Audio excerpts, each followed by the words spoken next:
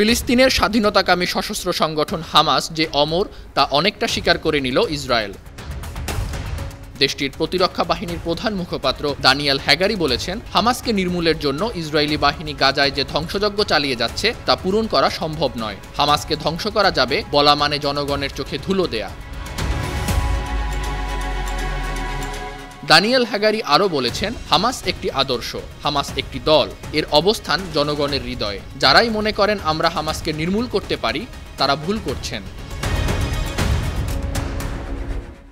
Danijel হ্যাগারির এ মন্তব্যের পর Netanyahu প্রশাসনে শুরু হয়েছে তোলপাড়। দেশটির প্রভাবশালী সংবাদ মাধ্যম টাইমস অফ ইসরায়েল বলছে, ইসরায়েলি প্রতিরক্ষা বাহিনী আইডিএফ মুখপাত্রের এমন মন্তব্য প্রধানমন্ত্রী নেতানিয়াহু ও শীর্ষ প্রতিরক্ষা কর্মকর্তাদের মধ্যে টানাপোড়েন অনেকটা বাড়িয়ে দিল।